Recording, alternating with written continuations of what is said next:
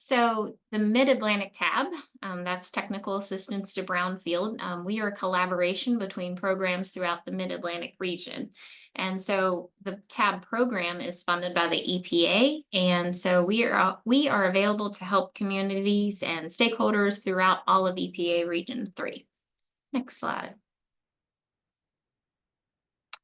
So what we do, again, we are an independent resource, so we provide support and guidance throughout the brownfield redevelopment process.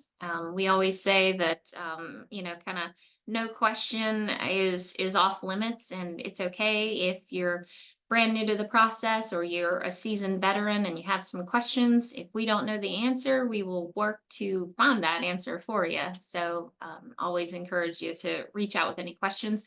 We are here to provide basic information about brownfields, educating communities about what a brownfield is.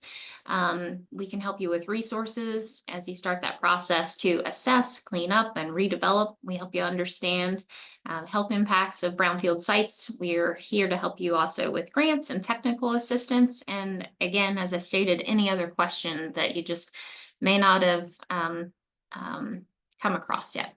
And we like to point out that all of our services are free. There's never any charge. Next slide. So again, just to highlight, our services include education and outreach. That includes a webinar such as today. We can also come to your community to actually work with your community. Small teams, big teams, we're happy to help do that. We provide grantee support for those who are actually administering our current EPA Brownfield grant. And we are also available to help those who are looking to apply for an EPA Brownfield grant. And also we can provide technical assistance. So again, that's if you have a question about site design, you're going to learn more about our partners here who can help with that, help you with project finance, understanding the remediation process, and also how to prepare your site, your brownfield site, so that, again, it's ready to become active again. Next slide, please. In other words, I just gave you a lot of information. If you are overwhelmed and you don't know what a brownfield is, you are afraid about the potential contamination and liability, you don't know how to pay for the cleanup or the redevelopment, or you would like some assistance with coordinating with the EPA, just give us a call. We have a great team of EPA project officers in EPA Region 3. So we are always happy to hop on a call with them and have you join us. And we are happy to kind of facilitate if that seems overwhelming to you. So again, please reach out. Next slide, please. So at this time, we're going to start jumping into introducing the partners. That includes some of us here at West Virginia University. That's where I am. Actually, just realized that, well, yeah, I'm going to get to introducing myself. Sorry about that. So University of Delaware with the Biden School of Public Administration, Public Policy and Administration, Marshall University, and the Virginia Tech Community Design Assistance Center. So here's a screenshot from one of our more recent check-ins, including Bucky Brownfield, who's a big part of our office here in West Virginia. Next slide, please. So again, just want to start off with the WVU team. Our fearless leader, Carrie Staten. She's our director here at the Brownfield Assistance Center. And so you have myself. My name is Katie C. I am a planner by trade, and so I really enjoy helping communities understand the bigger picture and the process. You got to meet Becca. We have Seth on our team, who you're going to hear more from later. And we also have Jared. Our whole team here listed in the photos are joining us today. And then we also have Sam and Christian. And so Sam is going to introduce a bit of what they do with program evaluation in a few slides. Next slide, please. So again, there are multiple partners here at Mid-Atlantic Tab who provide all the assistance and service that you need. Our team here at the Brownfield Assistance Center at WVU, we are the ones who herd the cats, so to speak. We are administering the grant. We coordinate the partners and consultants as needed, and we also coordinate the EPA and TAB partners. So we meet regularly with other national TAB providers to stay up to date on information, and we're always coordinating and seeing how we can work with one another. So again, the grant administration is a big piece of what we do here at WVU. Also promotional and educational materials. We actually just yesterday were meeting to talk about some potential brownfield webinar topics that we can discuss. Always happy to hear any suggestions if you have any too. So that's a big part of it, and coming up with materials, newsletters, social media posts. Again, that's a big part of what we do. I do want to point out that we are the Brownfield Assistance Center here at WVU, and our office is, of course, in the northern part of the state. And you're going to hear more later from Marshall University, and they are actually the Brownfield Assistance Center as well, but they're located at Marshall. And so, in addition to working together, again, as the assistance centers in the state of West Virginia, they are also part of the Mid-Atlantic TAB team. So we work together a lot, and I don't think they're sick of seeing us. Next slide, please. So again, more ways we provide service are to, again, think about how we can support grantees. So those that have an existing grant, we try to think about coordinating communication with those who also have grants, because you can learn a lot from those who are going through a similar process. We help those who were not successful. We encourage them to apply to request a debrief if your application was not successful, to learn how you can improve the next time. We try to come up with some templates and resources that can be helpful throughout the brownfield redevelopment process. And also applicant support. So for those who are looking to apply for a grant, whether it's their first time or they are looking to apply again, we can provide supports in helping them as they are actually looking to apply for the grant. We can hold workshops, we do host webinars, and Carrie is a big advocate for making sure that applicants have their SAM.gov and grants.gov in order, because that can stall you from actually applying for an application. So little things like that, again, don't seem like they would be a big deal. We try to make sure that we are vocal about making sure applicants think about that. All right, next slide, please. Also, we can provide site-specific technical assistance. Again, you're going to hear more from Jen, Elizabeth, and Peter about how they can help with when it comes to actual specific sites, how they can provide some design assistance to help you understand the vision for what a brownfield site could look for when it's cleaned up and redeveloped. So we can help with community engagement, and also we can help with working on a resource roadmap so that you can start to understand how you can identify additional funding sources. Also, we can help with area-wide, what we call area-wide technical assistance. So we can help you actually identify brownfield inventories. We always say that it starts with coming up with your inventory. So you can't really, if you're not familiar already with brownfield sites in your community, it's hard to move forward until you know where those sites are, how many there are, and what your options may be. So we can help your community with that. We can help with a brownfield walkabout. So once you've identified some of those sites, starting to understand what that vision could be, what are some of those possibilities, we could help with that. And again, we can also facilitate your EPA and state environmental agency connections and supports. So I think that's all that I have to say for us. Again, if you have any questions, feel free to type it into the chat and we'll have that opportunity later. And at this time, we'd love to hear from Sam. Next slide, please. Hi, I'm Sam from the program evaluation team. I see my colleague Christian out there. Hello. Our work generally falls under these three buckets. So first, we evaluate the Mid-Atlantic TAB program as a whole, just trying to make sure that folks are actually learning, that we're providing beneficial information through our webinars and other initiatives, and that we're following through with what we told EPA we do. Then we evaluate the impacts of completed brownfield revitalization projects on the broader community. So in the past, this has looked like facilitating community workshops where we help community members to sketch out the many impacts through a ripple effects mapping process. And then finally, we look for new areas of potential brownfield involvement.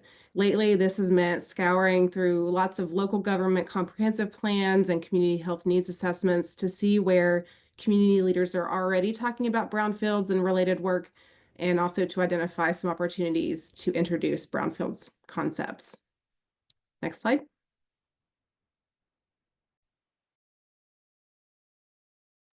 Sam, we've added your contact information to the very end.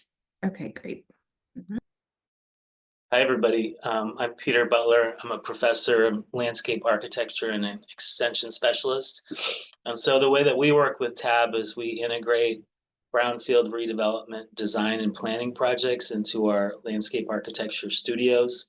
So landscape architecture students work on those projects, as well as interior architecture students through Dr. Nicole Kreidler. Dr. Kreidler is a professor in interior architecture. Professor Orr teaches in landscape architecture, and Stefania Stanicia teaches in landscape architecture. Click. So we're integrated into TAB through the Community Engagement Lab.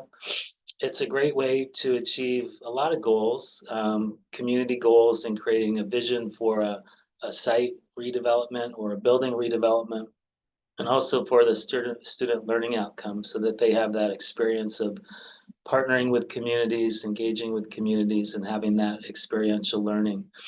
We don't just do design, so as extension specialist, I try to connect communities to other university resources, including programs like graphic design, public history. And so there's a link that we'll probably share with you for requesting design assistance, and that you can consider that link to be university-wide in terms of requesting planning design assistance. Click. So we really try to do as much participatory design and planning as we possibly can. We come to the communities, we hold workshops, we're able to survey community members about different reuse potentials for their site. Students then create conceptual drawings and designs, and then we work with graduate students to complete a final vision. That final vision is usually pretty key to going out and getting further grant resources. And so we've had really good success recently with student work being put forward to grant tours. And then the ideal situation is that project will then be passed on to professional practice. Click, please. So we are always reflecting, similar to the way Sam was talking about program evaluation, we're always reflecting on our process and trying to improve it. We like to end up at the top of Arnstein's ladder of citizen participation, where occasionally we'll work with the community and they'll have a design completed and they'll go out and get the funding themselves. And so they really take control of the project. Through the participation, the community will develop stewardship for the projects and maybe delegate leadership in the communities. More often than not, a partnership is formed, and because of our my role with extension, that partnership continues for as long as it has to. So it's a great relationship. Click.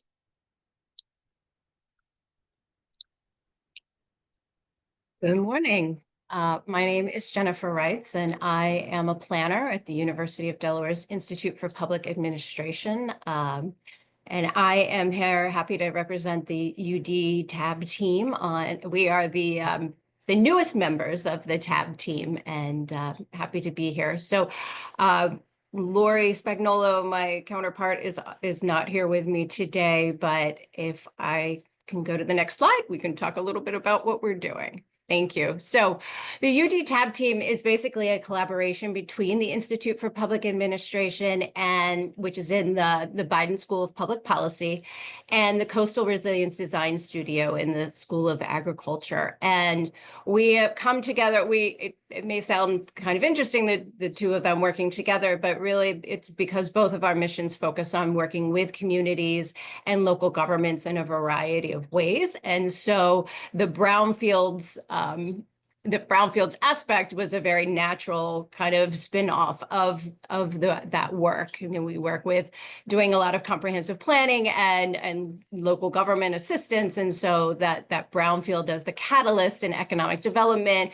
or land use or preservation always is a factor that comes up. And so the partnership between our two areas came up. And so how we've been helping really in the past year and a half since we've joined the TAB is to focus really on that first end that Katie was talking about. It's really the outreach and the what is a brownfield and how helping our communities understand what that is and how redevelopment can help them. And so that education and outreach is a very really one-on-one and meeting with individual communities to help them understand that. We do also assist with inventories and looking at environmental professionals and assisting with other aspects of developing the project as well as the grant. The CRDS is really focused on that planning and design assistance aspect. And so that studio, very similar to what Peter's talking about, is kind of what we call student powered. And so work very closely with communities to look at particular sites and develop a framework for which they can move forward, involving a lot of that data-driven research as well as the community engagement and goal setting that comes up with the process. We are as second smallest state in the country, as well as lowest lying state. So resilience, as you see in the CRDS, is a very important aspect of the work that we do, at looking at sea level rise and climate change and how brownfield work intertwines with that aspect. So thank you.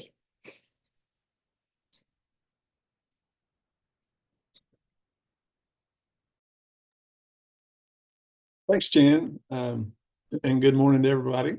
I'm George Carrico. I'm an environmental manager here at Marshall University in the Center for Environmental, Geotechnical, and Applied Sciences. I'm also director of our West Virginia Brownfields Assistance Center, and I've actually been here since these West Virginia Brownfield Centers were first put together way back in 2005. So we've been doing this for a lengthy period of time, and have worked very closely with the folks there at WVU on brownfields all across the state. Catherine Gooding is our economic development specialist, and she'll be on here a little bit later to talk about one of the case studies that's being presented today, and you can hear from her. And then also joining us, I don't know if you can tell which one it is, but Mark Buchanan, he's our brownfields project manager, and that's a good photo of him. He's kind of telling you that be careful how you handle brownfields because they could turn around and bite you if you're not careful. All right, next slide. So in addition to the general technical assistance in the brownfields arena that really all the TAB providers that are on the call here today, that all of us are a part of, a few of the things that we are experienced at, I actually come from a background of an environmental consultant for many years. So one of our big roles within the TAB program is to help entities to understand why you need to conduct environmental site assessments, what's involved with those, and what do they mean? First of all, with a phase one environmental site assessment, a lot of folks don't understand there's no sampling done. That's simply looking at your present site conditions and current site usage, and then your historical site usage. It's a very extensive process. It's also referred to as AAI, or all appropriate inquiry. But this helps from a couple of things. It gives you first of all, it determines if there's any potential for environmental concerns on a particular piece of property. And it also can, if in the right circumstances, provide some environmental liability protection, and ultimately can be potentially make an entity eligible for cleanup grant funding. At least that's one factor that we need to take a look at. The other thing regarding these site assessments is interpreting the results of these site assessments.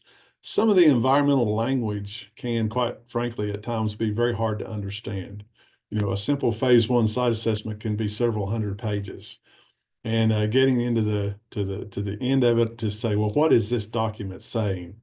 Other times where there's been additional site assessment work done, they're talking about micrograms of some certain contaminant, or a lot of different language that most folks aren't used to dealing with on a regular basis. So we can kind of help you get through all that to say, what do these reports mean?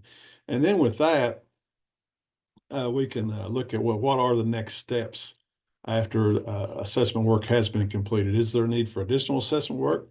And by the way, sometimes there's no additional action needed. Sometimes assessment work says there aren't any issues, which is always great, and we're always happy when we see that. But where there is additional assessment needed, we can help help the entities to understand that. And even maybe it's the assessment work's done to a point where now it's to start prepping for the cleanup phase on a particular site. And with that, that's where our role is to help to understand what is required for cleanup. A lot of folks have problem realize when they understand or when they hear this. Well, we're going to clean up most of the contaminants, but a little bit, some residual stuff is going to be allowed to stay there. A lot of folks have trouble understanding that. So we kind of help them through that whole process, whether or not a site should be put into a voluntary program or not, and some of those different factors that you have to look at. Also, with these standards, you've got state cleanup standards and federal standards that you have to take a look at. So it can get rather complicated depending on what type of contaminant that is being addressed, whether it's asbestos or PCBs or a petroleum constituent or whatever it might be. And then finally, on the cleanup side of things, putting cost estimates together, it can take a lot of time to figure out, well, what is it going to cost to clean up this site? And looking at different strategies that can be incorporated into that cleanup plan. And as been talked about before, identifying funding resources and your eligibility status and for things like the EPA Brownfield Cleanup Program. So, these are some of the things that we can help with, but I'll conclude with this, what Katie said earlier. If you don't know, ask. There's no such thing as a dumb question. We're here to help. If you're unsure about something in the brownfields arena, reach out to us. We're happy to help you to make sure you understand what's going on there. So we'll stop there for our role with the TAP program. Good morning, everybody. My name is Elizabeth Gilboy, and I'm Director of the Community Design Assessment Center. And Harry Gleason, who's unable to make it today, is our project manager. Next slide. So the Design Center, or sometimes called CDAC, provides conceptual level design assistance in the areas of landscape architecture, interior design to communities, nonprofit organizations, and government agencies. And the purpose is to help the communities get their ideas, which are often written words floating around in people's minds, into graphic forms, so that can help communities leverage funding in the future. It also provides students with the opportunity for real world experience working with communities on these projects. Next slide. So general types of projects that we work on include designs for parks and trails, site master planning, infill development, conceptual designs for redeveloping buildings, conceptual designs for creating new buildings, interior space planning, and interior design. And the design process typically includes a team meeting with the community or the stakeholders group to hear about their ideas, and then creating two different concepts, presenting to the community for feedback, and then revising that into a final concept and presenting that to the community. Next slide. So these are some examples of the work we've done. Upper left is a park that was about an acre or two with a walking trail around it. Lower left was a very small park with a skate park and mini food forest. And the lower center is a site master planning where we've did a redevelopment plan for 1920s dry cleaners building, which is the center building there. Upper right is the floor plan for a visitor and community center. And lower right was, we worked on recreating an old general store in one of the communities. Next slide.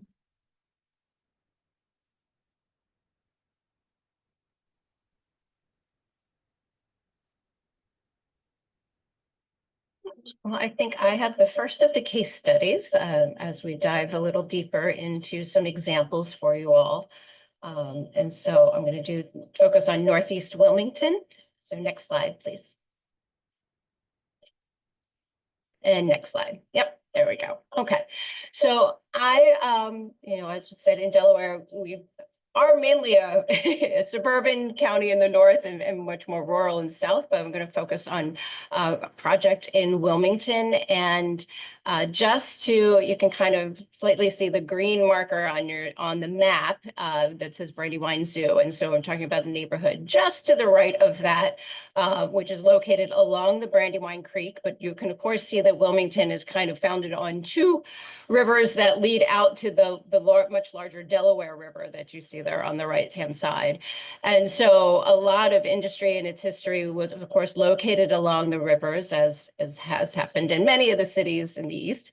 And so this Hey, Jen. neighborhood, yes. Hey, so sorry to interrupt, but we've got some feedback that we're hearing.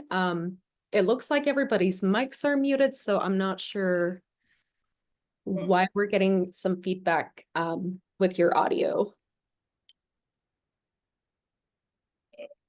Let me just see if I can turn off a couple of things they were on before, but let me just probably give me one second.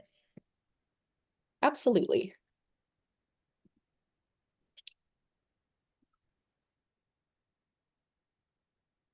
Is that any better? Maybe. It sounds about the same. I'm not sure what changed. I can try to turn it down a little bit. Sorry about that. It sounds a lot better, Jen. Is that better? Okay. Yes, yes, that's perfect now. Thank you. Okay, good. So we'll keep it on the lower side.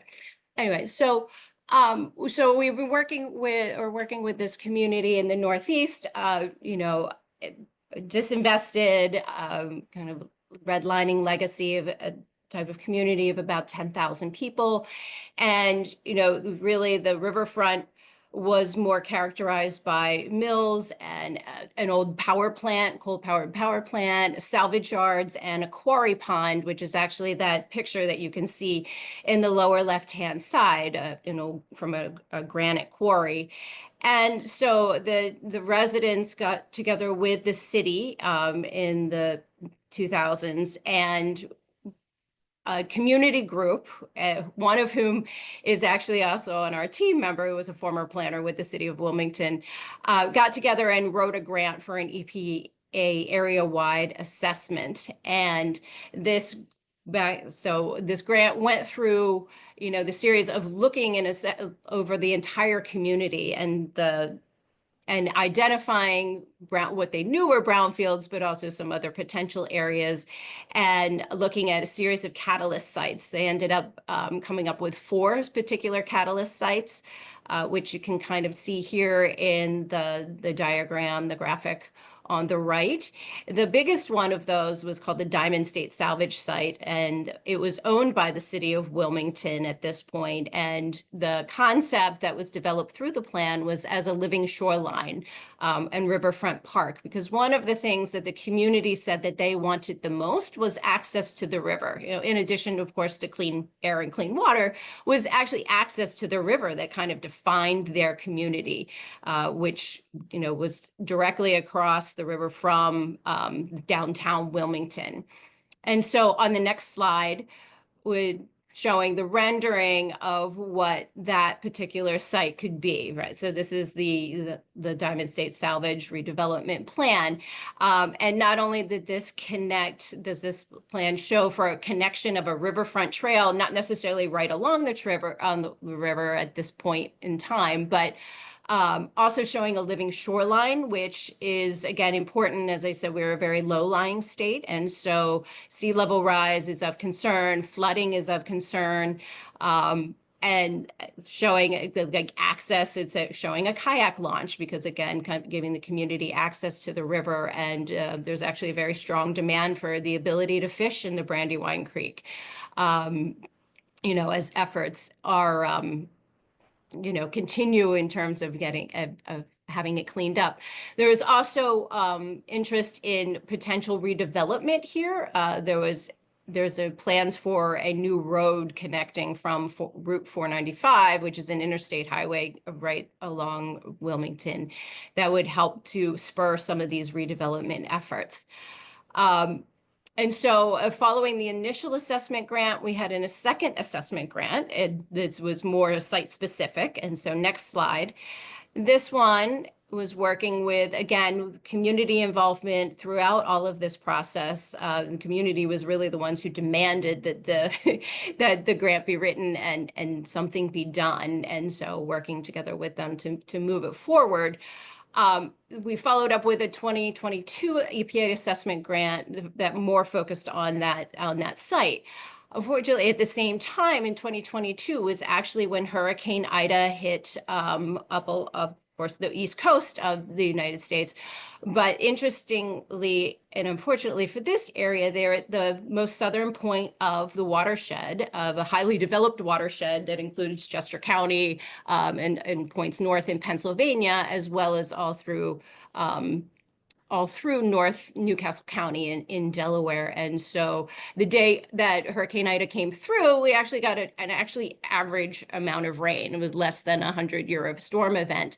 But the following day, all of the rainwater that had fallen to the north actually hit, and in this specific living shoreline area that we have planned is where the Brandywine Creek breached its shores and actually flooded the community. And so we are actually in the process of working with the city and others looking at how this redevelopment plan can be reevaluated and improved so that it improves flood mitigation, accounting for sea level rise and the development up north. And of course, this is the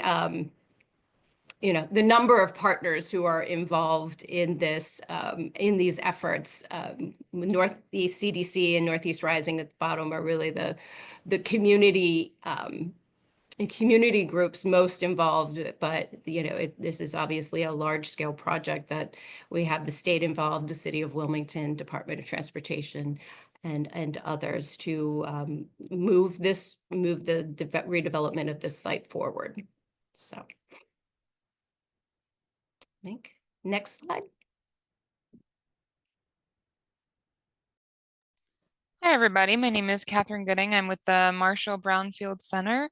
So I will talk to you a little bit about the Clifford Armory in Ronceverte, West Virginia today. So Ronceverte is a small town in Greenbrier County. It's about 1,500 people or so. Beautiful little town, beautiful area. They have this armory building, this old armory building. It's owned by the Ronceverte Building Commission, by the city.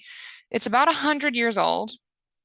And it's in, structurally very good condition, but it's this great big building with a gym with a basketball court and a walking track and tons of classroom space and a kitchen and all these wonderful spaces, but it just has been totally underutilized. And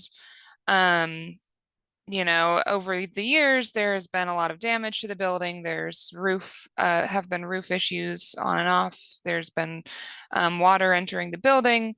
Windows are broken out upstairs. There's a huge, amazing classroom space upstairs, but all the windows are broken out and there's birds in and out of the building constantly. And so it's just not a usable space. And so this came to onto our radar because we work with Ronceverte, a team of community leaders in Ronceverte through a different program. Our office is involved with. And, you know, they brought it to our attention because there had been some concerns from the community about potential mold in the building. And so they had to close down what was used of it, which was primarily the basketball court. And they closed it down, and they came to us and they said, we think there might be mold in the building. What do we do? And so that really just has kicked off a whole sort of snowball effect of figuring out, okay, well, what do we do if we want to do more with this building? How do we bring this building into its sort of full capability as a real community asset, as a community center? So next slide, please. So we've done quite a few things in this building so far. This is an ongoing project, but we have done some site assessments, a phase 1 environmental site assessment to determine the site conditions. We did asbestos, lead-based paint, and mold inspections, and did identify some of each of those things, but not, you know, not particularly high levels, but certainly that will need to be mitigated. So we're working with the team to figure out how to address those concerns. We did a structural review on, you can see kind of in the pictures here, the walking track balcony area in the gym. We had a structural review done of that structure and identified that it's in good shape. That had been a question mark. Was that sound? And turns out it is. And we just recently got back a property condition assessment to really identify what is the overall condition of the building and the property, and identify what are the specific issues that need to be addressed with it, and how much, roughly how much would that cost to renovate it. And so part of what we're doing with them is identifying what is the path forward in terms of funding as well. So we are talking about different funding opportunities to address these issues. So next slide, please.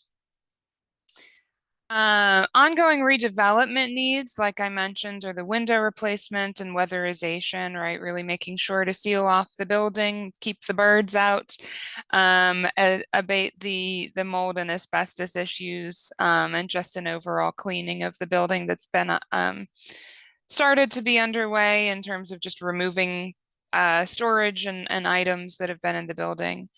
And yep, save the birds, Becca, right? But get them out of the building, right? We don't, we want them to live safely outside.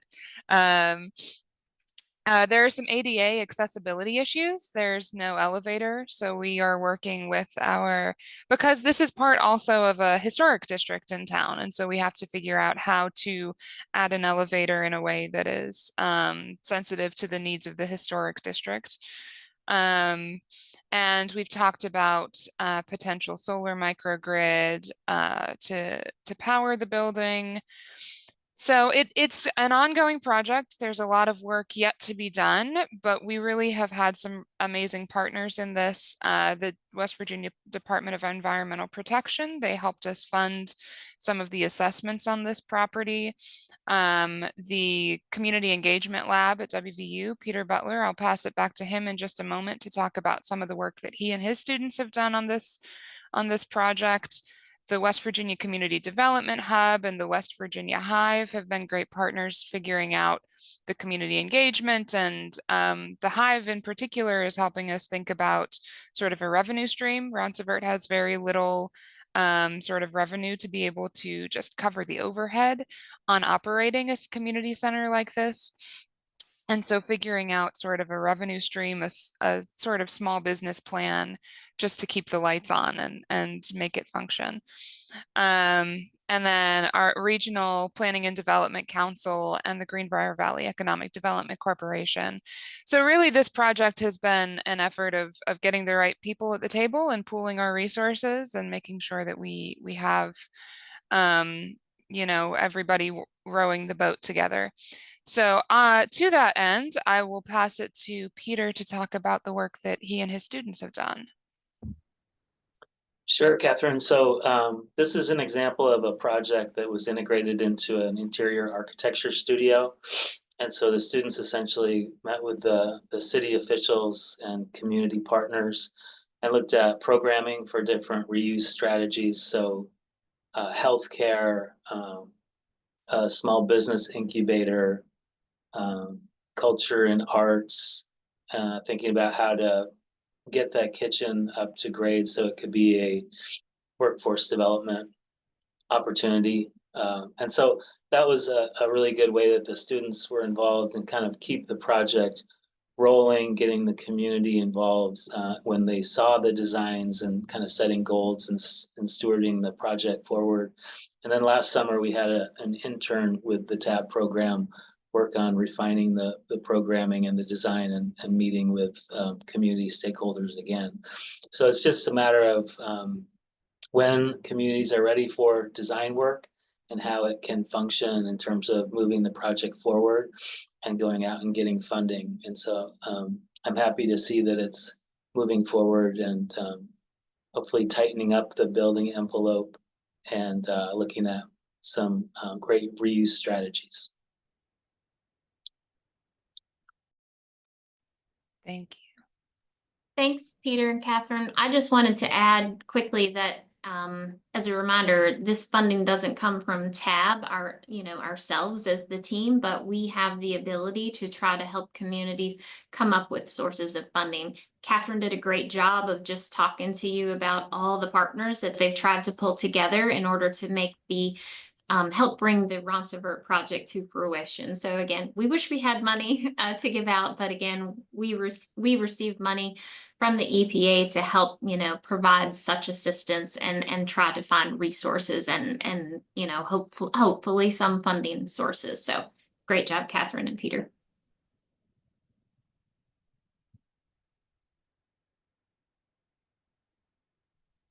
Okay, next slide. This project that the Design Center worked on was in Lawrenceville, Virginia, in Brunswick County, kind of in southeast Virginia. And that was to redevelop a former rail yard of about 10 acres. And in this perspective, you can see the trail on the left is the actual Tobacco Heritage Trail that connects up to downtown Lawrenceville. And this is where the freight building used to be. And so this is a design for recreating a visitor and community center that looks kind of like the freight building. Next slide. So just for basic orientation, Lawrenceville is a population about 1,000, and we worked with the Brunswick County IDA on this project. The aerial shows about where the site is, bordered by the yellow. It's about 10 acres, and the red dashed line shows its proximity to the downtown area. The black and white aerial is from about 1959, and you can kind of see all the lines of rail cars that have come into the site and are parked there off of the rail line. You can see where the former turntable used to be with the caboose in the background. And we kicked this project off with a community meeting. The overarching goal was to create a park that would serve both community members and the visitors that use the Tobacco Heritage Trail. And so at this meeting, it was just a brainstorming session of what would people like to see in the park. There's a really neat old caboose on the site that unfortunately was vandalized and burned on the inside, but they wanted to renovate that. And then there's also two structures on the site, one affiliated with a former transit mix company, and the other is what's called the scale building. So nobody knows exactly how it functioned, but it weighed something. And also for this project, the environmental consultants conducted phase 1 and phase 2 environmental assessments, and also asbestos and lead-based paint inspections. Next slide. So they decided they want to call this Turntable Park. So we did We had a team of landscape architecture, and interior design students on the project. And we did a site master plan for the park, locating various recreational facilities, renovating the caboose. They wanted a community garden, walking trails, a splash pad, playground equipment, and then an amphitheater to be used for large events, and the visitor center. So in the perspective, you can see the splash pad is at where the turntable is. And then there's a perspective of the amphitheater. Next slide. So this is the trail and the community center, visitor center. And then below that, you can see the interior of that with an information desk. And then they also recommended putting in like a model of a recreation of the railroad site. The floor plan includes space for community meetings, a small business for bike rental and repair, and an ice cream shop. And then the image shows where the trail is in proximity to where the visitor center would go, as well as one of our project team meetings. Next slide. Here's the caboose, which probably was really cool inside. It's still very neat inside. So we redesigned it as a meeting space. It's actually very tight in there. And then we did shade structures that kind of mimic what a railroad shade structure might look like. And then on the left, the lower structure is for a farmer's market and outdoor events.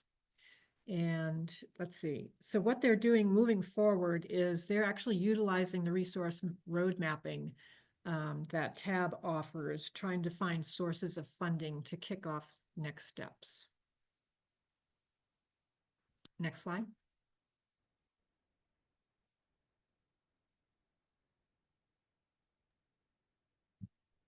All right, thank you so much, Elizabeth. Those were some really great case studies. Before we get into kind of our closing wrap up and upcoming events and whatnot, we do have a post-webinar poll that helps with our program evaluation. So if you could please answer the question that just popped up. How prepared do you feel to write an EPA Brownfields grant application after receiving support and resources? And then question number 2, if you have ideas for topics or activities that you would like to see included in the future, let us know. And while that poll is running, Seth is going to go over our closing. Yes, hello everyone. I haven't got to introduce myself yet, but I am Seth Cardwell. I'm the Community Development Associate on the team. I have been with WVU for about 1.5 years now, and my background is in public administration. So to give a little bit of wrap-up material, we have put the contact information, for all of our Mid-Atlantic TAB partners on this slide. We wanted to reiterate that if you're not 100% sure who to contact from this list, to go ahead and default to the WVU TAB email at the very top, because we will make sure that that email gets sent to the right person and we get you in contact with who you need to speak to. Next slide, please. And on this slide, we have state contacts for all of the states in EPA Region 3, as well as our EPA contacts. So on the left-hand side, you'll have your state agencies, and on the right-hand side, we have the project officers for all of the states in EPA Region 3. And for upcoming events, on January 29th, we will have our Recipe for Redevelopment webinar, which is a chance to learn what essential ingredients you need to convert neglected areas into community assets. On February 4th and 5th, we will be having a New Market Tax Credit Education Tour. It's an informative event on the New Market Tax Credit Program and how it can transform communities and drive economic growth. February 6th will be Brownfields on the Riverfront webinar, which is a West Virginia Water Research Institute virtual seminar that will be hosted by Carrie Staten and Pat Ford. And on April 24th is the Virginia Brownfields Symposium. So we'll be having the Virginia Brownfields Conference, Becca, in Hopewell, Virginia. Is that correct? Okay. That is correct.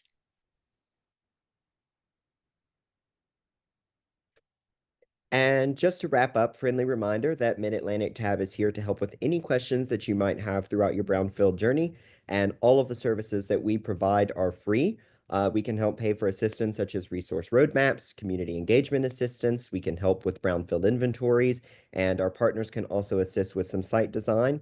We have teams all across EPA Region 3. We have a diverse array of specialties, and we're ready to help you with any brownfield project that you may have.